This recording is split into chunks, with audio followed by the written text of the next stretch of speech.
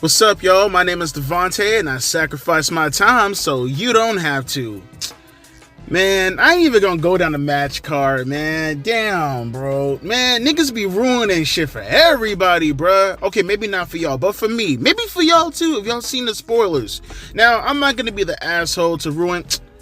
Man, y'all watching the review anyways, man. So y'all gonna end up seeing it regardless. Y'all seeing it right now after the show, so it doesn't really matter, right? Man, I seen the goddamn spoilers for tonight, man. How the hell they even got spoilers? Like, it's live, ain't it? They ain't like nowhere that's that you can maybe the storyline writers leave. Man, damn, Triple H needs to fire these people, bruh. They be ruining shit for everybody, bro. And even worse, because when I looked this up, well, actually, I didn't even look it up. Wrestle News, man, they left a notification for people to see, and I ended up clicking on it, but it said, like, spoiler lineup, bro. I didn't think they were going to spoil the entire event. I thought they were just going to spoil the lineup, and it'd be a lot easier for me to lay everything out, so I didn't have to go through the tireless bullshit of just locating timestamps and shit like that. I was like, okay, cool. I'll have the titles ready. Just put the timestamp right next to it. That's why I clicked on it. I wanted to see the goddamn spoilers, bruh. So I know it's gonna be a fatal four-way match between AJ Styles, LA Knight, and Randy Orton and Roman Reigns, which should be one hell of a match, by the way. But also, man, so they spoiled the fact that AOP and Karrion Kross apparently, allegedly, they're supposed to be having a program coming up with Bobby Lashley and his group, which, do they even have a name yet? Maybe I don't know. I mean, luckily, that's the only two things I got a spoiler on. I mean, I guess the Fatal 4 match was kind of obvious. I mean, it's not like we didn't call this a couple of weeks ago. It's pretty fucking obvious.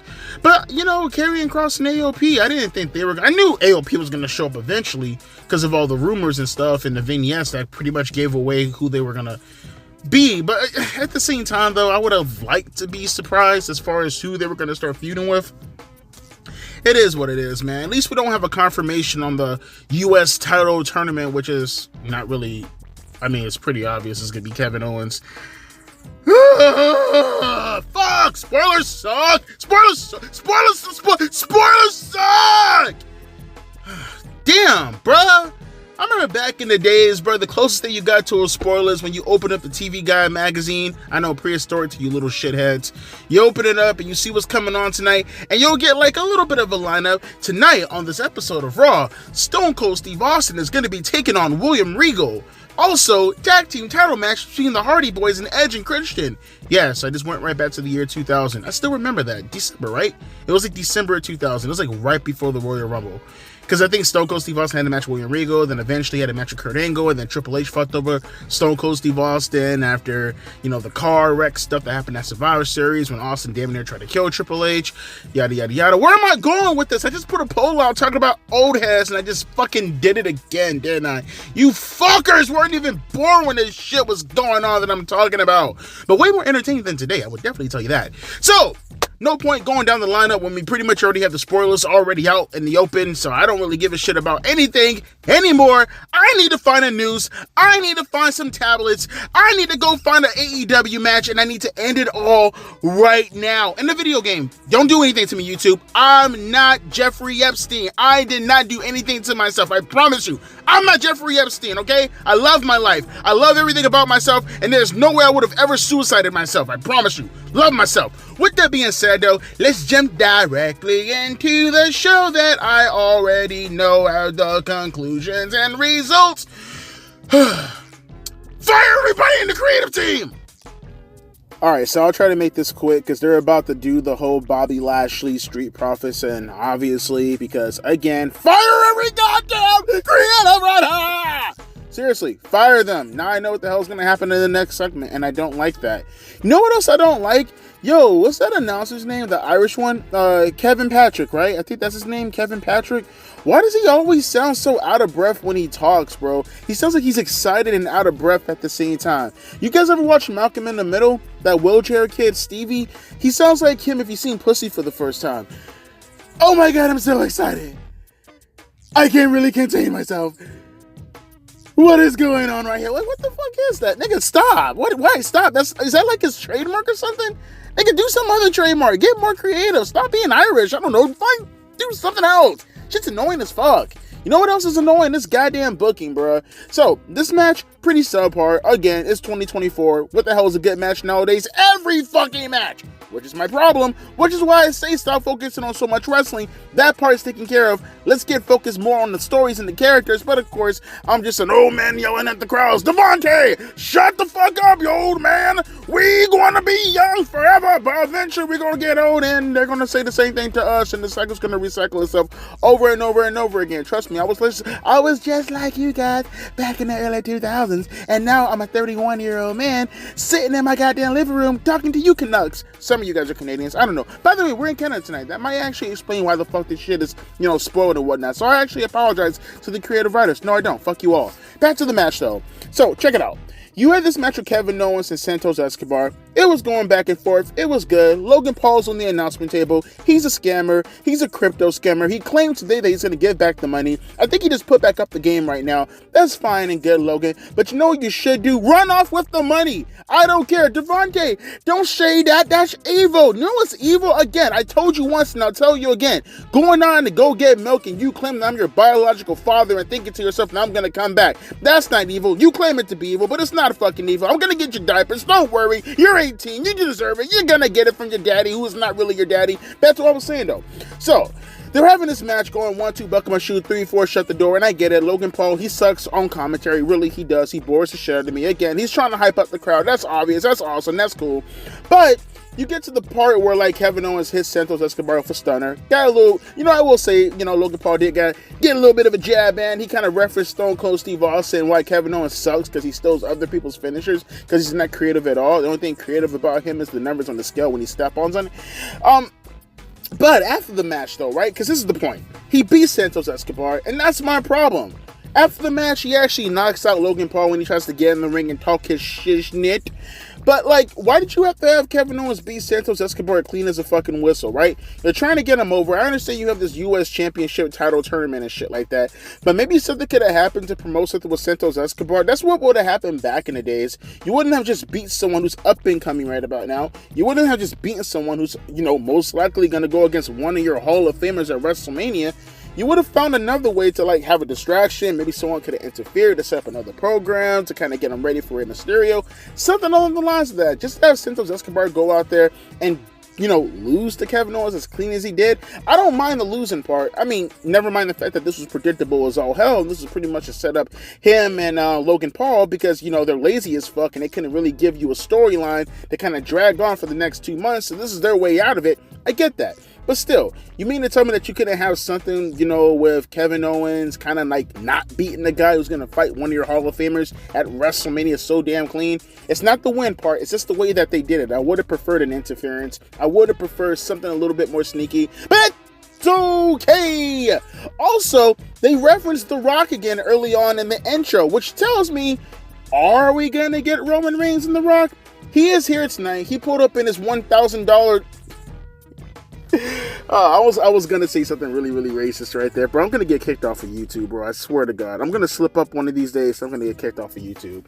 He pulled up in a limousine, and, I don't know what the bisexual chick name is, Kayla Braxton. She asked him a question. I couldn't hear it because, WWE went full AEW production, and the microphone wasn't working at the moment. But, Roman Reigns, he let out a belly laugh. He let out a hearty laugh, and he walked away. So that okay, and I see Logan Paul walking towards us right now with an ice pack on his head. Is that Arya Davari? Holy shit, haven't seen you since the Great Khali. Nice to see you again, bro. I hope Israel takes you out. Okay, I'm done. No more. Gotta get kicked off of YouTube soon. Alright, let's get back to the program. Why do I have a feeling this Michin match with Io Shirai, or God, I gotta get used to it, Io Sky, is gonna be one of the biggest botch fests of all time? You know what? I'm willing to take a chance. It just seems like such, and this is nothing on Io. You know, this is all on Michin. I don't like Michin from a wrestling. Actually, I don't like her personally either. Again, Black Lives Matter looking head ass little girl. But like, you know, I'm willing to give this a shot. Michin just seems like such an AEW type of wrestler. She seems like such an AEW TV, or it was a TBS championship type of wrestler. And maybe it's just because she's not connecting with any of her wrestling matches. I mean, I didn't like her on NXT, although also I thought she was kind of shitty there too. Or really her time when she was on TNA wrestling. I like, you know, the whole, you know, because I don't even know anything about her on TNA. All I know about her on TNA is that they use Hole's doll parts.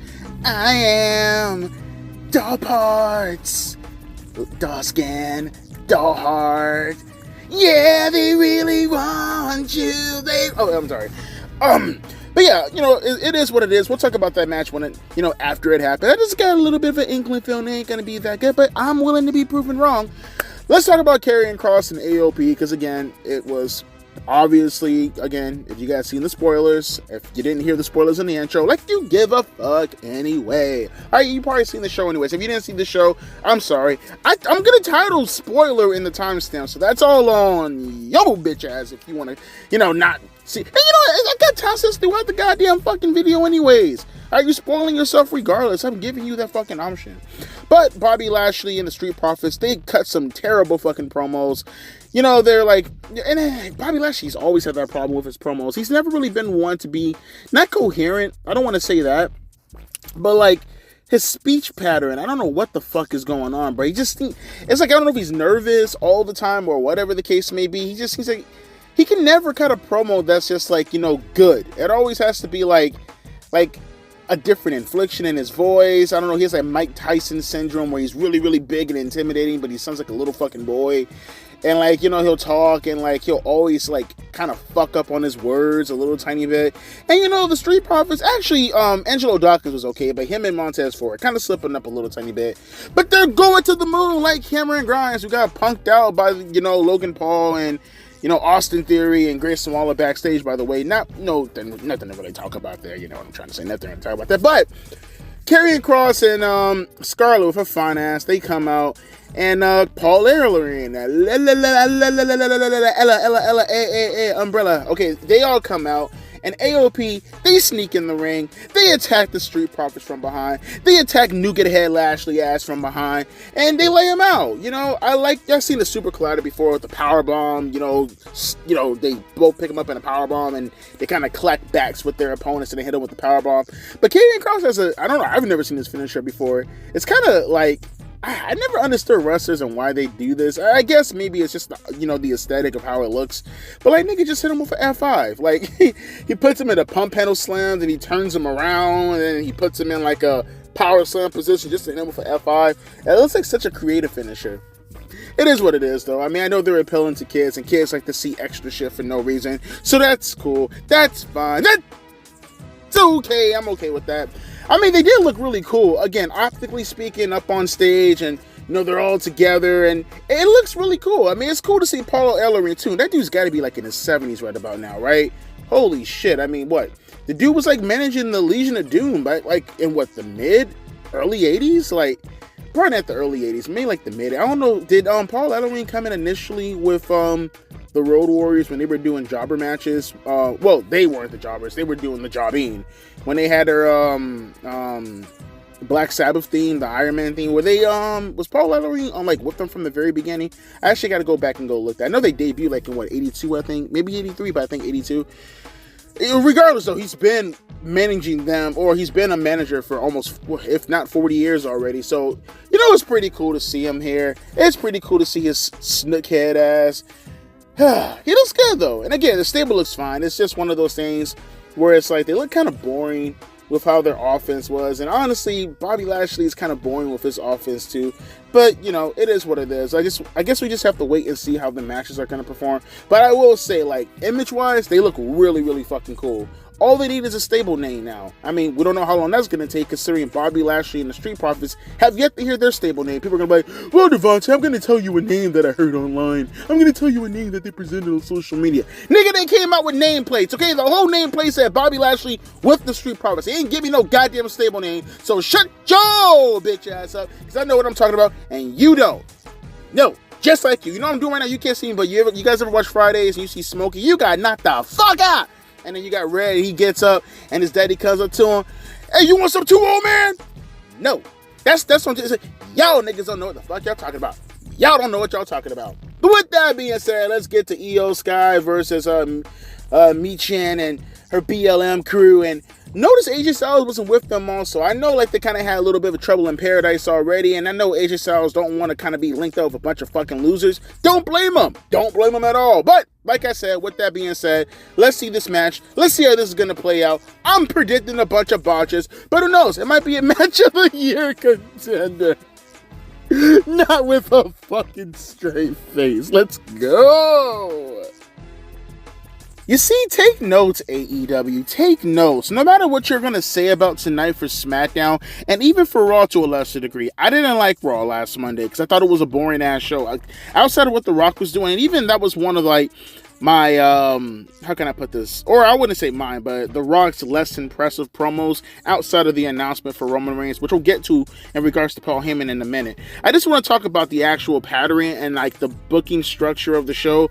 I asked some clowns on Wednesday who were coming at me about AEW and said, you didn't like the show, Devontae? You didn't like any of the matches, Devontae? You don't understand. That's how AEW gets down, Devontae. You don't understand, Devontae.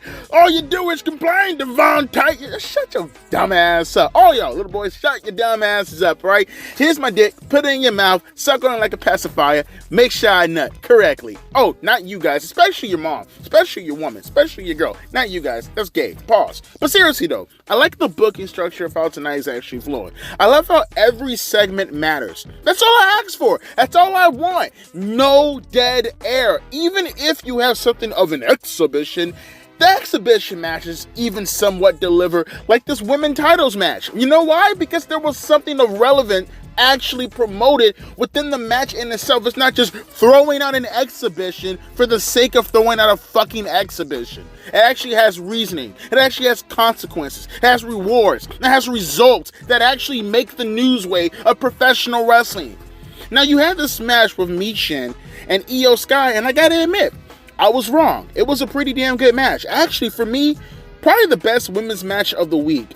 Whether you're talking about Raw, whether you're talking about Dynamite, this was the best women's match of the week, and that's including the pay-per-view. Not like that's really saying much, because the women matches at the pay-per-view were absolutely dog shit. And I will say, no, the Rhea match with Ivy Nile was pretty decent. Wasn't one of my favorite matches, but it was pretty decent. But this match, it blew it out of the water. Those girls went out there, and yeah, it was a slight little botch with the power bomb and, you know, with Michin, Mia Yim, whatever. But, you know, they went out there and they fucking killed it. Mia Yim, gotta give props. She went out there and she put her body on the line. Because, you know, the crowd, for the most part, I was thinking to myself, was Dolph Ziggler fighting some zombies in the audience? Because that crowd was deader than a bitch, bro. But as they were working, as they were going towards the finish, they were getting the crowd involved in some of that stuff. And, you know, again, Mia Yim was really, really working her ass off. I mean, Io was working her ass off also, but, you know, Io Sky is the fucking shit right now. She's awesome. So it doesn't really take much for her to actually do her thing. It was Mia Yim who I was more so worried about. And, you know, she took a gnarly German suplex on the apron. That was awesome. She did a Styles class off the turnbuckle, which I didn't like because, again, the guy who does that move is in the main event tonight, fighting for the World Championship or a number one contender shot for the World Championship. Wasn't a big fan of that. But, you know, it was still a pretty good match. It was a spot where, well, hang on. Let me see what Damage Control is saying. Hang on. I would never understand shit like this, bro. And I see a lot of wrestlers do this of any promotion. It doesn't matter. So you had backstage. By the way, let me just finish this real quick. You know, Mia Yim ended up losing the match. Again, solid match. Great shit. She ended up losing the match to an actual decent, good fucking moonsault. I mean, I was really over. I was in love with Julia Hart's moonsault. But she's been botching it a lot lately. Io Sky never botches her moonsault because it actually looks fucking good, and Io rules. But that's what I was saying, though. The backstage segment, you have, like, Damage Control. They're talking and all this shit. And they're, like, talking about, oh, Bayley's going to win the Royal Rumble and all this stuff. And Bianca Belair walks up, and she essentially is just like, you know what? Bayley, you're not going to win the match because, girl, I'm going to win this match, and, girl, I'm gonna go eat some salt and vinegar chips and some hot sausage, girl. And I'm gonna win by KODing over you, the top row. Yes, sir, I'm gonna win that, girl. And it's like, bruh, jumper. What the fuck? Bank ass. Bank a stupid ass. Like, it's just her by herself. It's 5 of y'all. Banker. What the fuck are you doing? I'm just looking at this shit. And I'm like, bruh, Banker dumbass right there. And then they're just standing there. They're just like twirling their hair. And then, like, Bianca Belair leaves, and Io Shirai, she says something in Japanese, and Dakota Kai, because apparently she speaks perfect Japanese, or maybe she just speaks perfect Lolly, I don't know. She translates to Bayley, and she's like, Bayley, Io said, as our leader, you should probably go take care of Bianca Belair. And I'm like, bruh, why didn't you just jump her right there? What the fuck? What the fuck, nigga? Like, am I tripping? Like, okay, whatever. That's fine. That's okay. And I'm good. But really quick, also, let me talk about. Oh, look at that, Pete Dunne and Tyler Bate. Okay, I can fuck with that tag team. Actually, that's actually a really good tag team. I love their match back in 2017, by the way. But whatever. That's neither here nor there. They're about to take on Pretty Deadly. I kind of want to see that match, actually. Hang on for a second. But Paul Heyman was backstage also, and he was essentially talking about all the stuff. Oh, you know. Because Mr. fucking Stevie from fucking Malcolm in the Middle, he like announces, because you can hear his noise in the background, you can hear him talking in the background, he's asking Paul Heyman, hey, Paulie, how do you feel about The Rock and him trying to fight Roman Reigns and yada yada yada? And Paul Heyman's like, well, you know, in order for The Rock to be the head of the table, he has to be invited to the dinner to be participating to even get a chance to go against the head of the table. You know, like, you have all these guys who are trying to trend, and he's like making jokes about Taylor Swift as if I give a fuck or even know about anything relevancy in regards to Taylor Swift. Don't know what he's alluding to outside of the fact that Taylor Swift looks like a horse, but that's okay though. Paul Heyman's like, okay, so you had guys like John Cena who wanted to go against Paul Heyman or Roman Reigns. God, not Paul Heyman. And you had Brock Lesnar. And he even, you know, dropped the CM Punk reference, which was pretty interesting. That's the feud everybody wants to see right now, too. I mean, it's never so much anything against The Rock, but, like, that's the feud that I really want to see. CM Punk and Roman Reigns. Let's get to that already. God damn. Wish that was a WrestleMania match. But eventually, and I like the little phrase also. He was like, you know, CM Punk is right about him being an OG Paul Heyman guy. But I upgraded from best friend to advocate to wise man. I like that phrase. I like that. Paul Heyman was killing it tonight. And essentially, he was just saying, like, you know what? If you want to challenge Roman Reigns, you got to earn your way to go against Roman Reigns, essentially. And it was a pretty good promo. I like where he was delivering. I like what Paul Heyman was selling me, right? I love it. You know what I love more, though? I love it when the Palestinians come and they come take you out, Paul Heyman. I'm joking. In a video game, of course. But with that being said, though, we got Pretty Deadly in the ring right now. We got Pete Dunne. I mean, are we calling him Pete Dunne now? Or are we still sticking with the Butch thing? Okay, fine. We got Butch. We got Tyler Bate. This should be fun. Oh, wait, what are we going to go for? We're going to get some tag team. Look at that. We're going to go on a commercial break. So let's get back to this match. Again, good shit from Mia Yim. Gotta say, again, don't like you personally. Don't like any of your politics. Kind of think you're a horrible Haitian. That's fine. Let's get back to this match. But good job, regardless. Toodaloo. Well, not Toodaloo, because I'm still reviewing. You get what I mean. Come on, let's get to the tag team match. What an easy episode to sit through tonight. God damn, bro. This is how professional wrestling should be done every fucking week. 2 hours, every damn segment mattered. See, AEW fanboys, like, this is what I'm talking about, man. For people to say things like, oh, Devontae, what do you expect in your professional wrestling? You're always bitching. This episode of Smackdown tonight is a perfect example of what I want in professional wrestling. This is all I'm asking for. Everything to fucking matter everything to build up into the main event this entire night. Low key, they gave you like 7 different segments building up into the main event while focusing on each segment in between, and everything fucking mattered. It's not like AEW where you don't see any of the big stars, where you don't see the world champion, where the main event is disconnected from the world championship. Everything flew by, and like, I can't believe it's already 9:28. That's insane. Goddamn helicopters! Would you stop flying over my fucking house? Alright, sorry about that. No, but seriously, everything flew over so damn well, bro. I love this. This is great. Great episode, bro. And this tag team with Pete Dunne and Tyler Bate, bro. Yo, I love this shit. I love this tag team. I love it. If you guys don't follow the channel, for people who like to say, oh, Devontae, how do you know match? You know, you're not really a match move mark. I'm not. Again, I kind of left that type of mentality behind like 10 years ago. But there will always be a special place in my heart for that smash mouth type of wrestling. That Chris Benoit, that William Regal, that Billy Robinson, that Kurt Angle, that JBL, that Fit Finlay. I love that style of wrestling. And to see Pete Dunne and Tyler Bate, which, by the way, I said it before, but big fan of their match back in 2017. I still watch it to this very day. And I love guys like Ilya Dragunov. I love guys like Gunther. I love that shit. I fucking love that shit. Bryan Danielson. You know, he's kind of goofy, but Daniel Garcia. I love all that shit. I love that type of style of wrestling. And to see these guys go out there and have that kind of match, and the tag team tandem between Tyler Bate and Pete Dunne was very refreshing. You know what you know what I actually want to see right now? Legit. I know they were talking about it like a week ago. I seen something in the news like a week or two ago of them discussing splitting the tag team championship belts. Yeah, do that, bro. Like, they really need to split the tag team championship belts, bro. Because you got some cool teams. You got the Street Profits. You got Pretty Deadly. You got now Tyler Bate and Pete Dunne. And then you got all the tag teams on Raw, bro.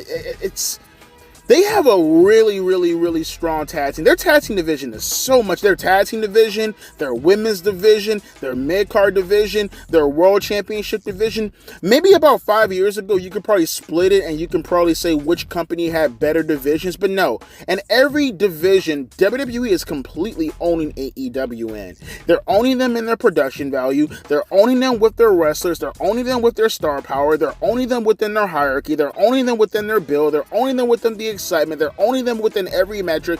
I just don't say you could sit back and, even from an opinion standpoint, say that AEW is better than WWE. I don't know how you can actually sit back and say that. Now, granted, there was a period of time for about a year where I thought AEW had the upper hand back in 2021 to maybe like the late portions of 2022. But like, as of lately, like these past couple of months, and WWE hasn't really been what I would say on the ball, or they've been booming, but this episode of Smackdown, if this is any indication going forward for what WWE is going to have in store for us, this is great. This is a fantastic episode of Smackdown. I fucking love. Great matches for the most part. That women's match was pretty fucking good. Kevin Owens and Santos Escobar, I wouldn't say it thrilled me, but it was damn sure better than anything that I see on AEW, in my opinion, for what I like. And this tag team match was awesome also. And now we have a solid main event. You've been building up Roman Reigns throughout the night, talking about The Rock. You've been showing vignettes throughout the night with LA Knight, with Randy Orton, with AJ Styles, building up to the triple threat. That's all I'm asking for, bruh. Focusing on the world championship with so much in between, with so much focus, and with everything fucking meaning something, bruh. With even some news tidbits. Look, now we got Nick Aldis. Let me see what he's talking about. Oh yeah, I forgot about them also. Look at this tag team division just for SmackDown alone. Pretty Deadly, Tyler Bate and Pete Dunne, the Street Profits. I forgot about Cruz del Toro and what's his name, Joaquin Wild, and you have Humberto Carrillo and Angel Garza now. Yeah, they need to split those tag team belts, bro. Everybody has a spot, and everybody for the most part actually means something, bro. That's so fucking refreshing, dude. That's so refreshing. Yeah, WWE, they're going in the right path, bro. And then you had Shante the Adonis. He came backstage and he was talking to and by the way, that's how you actually get people over also too, man. Notice how they did that. They had Shante the Adonis go out there and he started talking to Nick Aldis, and he introduced himself to the audience for the most part. Yeah, he's been around for the longest, but that's how you get people over. You just don't throw people out there that no one gives a fuck about, and then, hey, go out there and have a match. It's fucking dumb, and he did that with Ivy Now, even though he was kind of building her up a little tiny bit. You know, that's how you do it. Just such a great fucking episode, bro. Whoever wrote this show, whoever produced this show tonight, give them a fucking raise and let them be the head, bro. God damn, what a great fucking episode of SmackDown tonight. This show kicks ass. This show really kicks ass. And now you get this triple threat match, and we got 30 minutes left. Well, 28 minutes. It's 9:32 right now. Now we got this kick-ass triple threat, man. What a great fucking episode. Can't put it over enough. Whoever produced this episode, give them a fucking raise. Great, great shit. Let's get to this triple threat now. Fuck. If only wrestling was like this every damn week. That right there, that's professional wrestling, ladies and gentlemen. This episode of SmackDown tonight, that main event, just this entire show in general, but in particular, that main event, that right there, that's professional wrestling. Right there.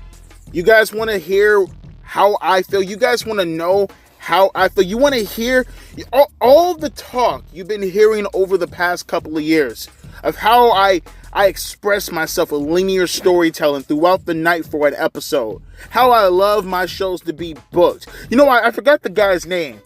But someone had the audacity to talk to me back on Wednesday night trying to tell me that AEW was a fucking good show. Spatooey on your fucking opinion. That right there, come back to this episode, because if you ever need a perfect example of what I look for in my professional wrestling, it's this show right here. This show right here. I got a theory. Did someone get promoted to producer of the show? I don't think it's the same producer from last week. I'm not buying that. You know what this episode felt like? You know what? Some of you youngins out there probably didn't live through the Ruthless Aggression era. In particular, the upper half. I'm not talking about, John Cena 2005 going forward. No. I'm talking about 2002, 2003 era episode of SmackDown. In particular, 2002. This felt like Paul Heyman booked this show. That's what it kind of gives me vibes of. This show, how it was booked, how everything flowed tonight is very, very, very, the booking structure, how it actually came off.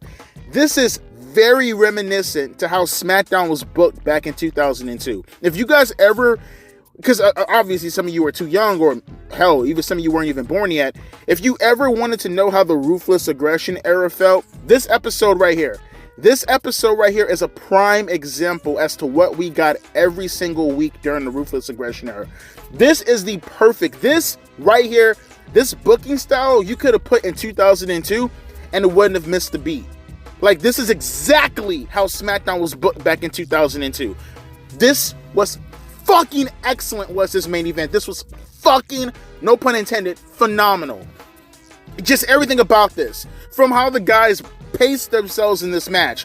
From the storytelling. You had LA Knight, who was bleeding, gushing out blood during this match. These guys put on a fucking clinic. They beat the dog shit out of each other. And I love, obviously, unfortunately, the only bad thing about this has nothing to do with this show, but I wish I didn't click on that article to see that spoiler, because I would have really loved to have been excited to see that finish. So these guys, and they look like they've been through hell. You have Randy Orton, who's laid out in the corner. You have AJ Styles, who's laid out after taking a midair RKO. You have LA Knight, who's trying to crawl himself up the ropes, gushing blood. And I love how the referee didn't clean the blood up too. That actually added a little bit to the element. And then you have Roman Reigns coming out, looking at wounded prey. Him and Jimmy Uso and Solo Sikoa, they take advantage and they beat the dog shit out of all three of these guys. Roman Reigns powerbombing the shit out of AJ Styles, throws him out the ring. You got LA Knight taking a Superman punch, taking a spear, bloodied all up. You have Randy Orton thrown in the ring after getting hit with some steel steps, mind you. Gets thrown in the ring, takes a spear and a Samoan spike at the same time. And then you have Roman Reigns celebrating in the ring. Paul Heyman dusting his hands off like he just actually took care of something. And you have, which, by the way, the entire time he was sitting ringside, Nick Aldis, I love how they did this too. They didn't have Nick Aldis get on the microphone to promote anything. He just pulls Paul Heyman to the side. Only the camera. Even the fans can't tell anything. Roman Reigns is in the middle of the ring celebrating with the rest of the bloodline. Nick Aldis, only the cameraman can hear what he's saying. Only me and you can hear what he's saying. He's like, when he's done celebrating in the ring, Paulie, tell him congratulations. He just earned himself a fatal 4-way match at the Royal Rumble.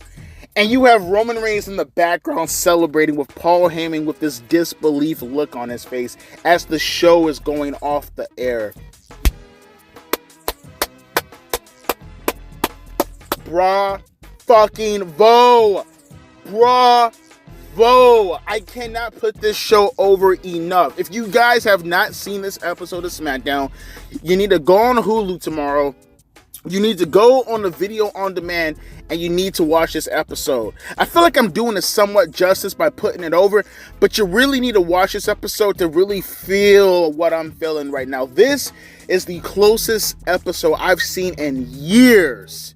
This is the closest episode I've seen to a ruthless aggression episode. And I'm not talking about, Papa Roach era. No. I'm talking about the Beautiful People era SmackDown. This was the closest, and I gotta say this again. Something tells me Paul Heyman booked this episode. This has Paul Heyman written all over this episode of SmackDown. I cannot put this over enough. This was fucking fantastic. This main event, how everything was hyping up this main event throughout the night. The vignettes that were hyping this up. Roman Reigns with his appearance on the show hyping this up. And then they have a 30-minute main event match. The cap off.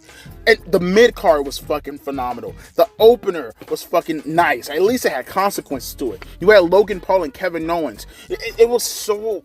this episode was so fucking good. I feel like I gotta put on a wrestling game. I gotta go play some wrestling. That's how into... I gotta go play a wrestling game. God, I can't remember the last time I actually did this. I feel like a kid. I feel like a fucking kid right now. I gotta go play some wrestling. I got to do something wrestling related. I just can't. I can't sit back and just like, this energy is pent up. This is such a fucking good episode of SmackDown. I can't put this over enough. You guys got to go check this out. Check out the main event, but just check out the entire show just so you can feel the energy, bro. This was just great. I can't put this over enough. And just on to the Royal Rumble, man. If this doesn't get you hyped up for the Royal Rumble, and now you have CM Punk who's going to show up on Raw coming up, I don't know what the fuck will. I don't see how you can actually look at this. I think this is universally, we can universally as a wrestling community agree that this was great. This was fucking amazing. If you dug AEW this week, I don't know how, but if you dug it, this is probably one of the best wrestling weeks you've seen in a while. I can't put this over enough. Just bravo. Whoever produced the show tonight, just fucking bravo. Let me hear your thoughts down in the comment section below. How do you feel about this episode of SmackDown? If you watched it live with me, how do you feel with the momentum going into the Royal Rumble? And by the way, fucking suck it to all the losers who were saying, oh, it's gonna be Randy Orton or AJ Styles to go against Roman Reigns. I want to be like I called this already and be like, oh, they're gonna do a fatal 4-way because I said it weeks ago. But like, we live in an environment, professional wrestling, where the obvious just seems like it's like people just skim over the ice. It's so weird how wrestling fans make these predictions nowadays and they say the most stupidest shit when the obvious is sitting right in front of your face. It was so obvious this was going to be a fatal 4-way match, but for some reason people kept saying, oh, LA Knight's not going to be involved. LA Knight's going to get it. It was so fucking obvious. Don't know what the hell they're smoking, but I know what I'm going to do. I'm finna go light up let me not say that on YouTube. I'm going to go smoke, and I'm going to go play some SmackDown 2 Know Your Role. Yes, I said SmackDown 2 Know Your Role. Yes, I went there. Or I might play some General Manager mode. I don't know. I'm really kind of conflicted, but I know I'm finna go play some wrestling right now. So let me know your thoughts down in the comment section below. Hope you guys were excited, or just as excited as I was for this episode of SmackDown. Again, just a cherry on top with this main event. I feel good. I feel great. I feel dynamite. Alright, so with that being said, I'm gonna go do my thing. You guys go do your thing. And go like the video, by the way. And subscribe. Don't be a bitch. As always, my name is Devontae, and I'll be catching you guys later. Adieu, sis, and a motherfucking P-ass, biatch.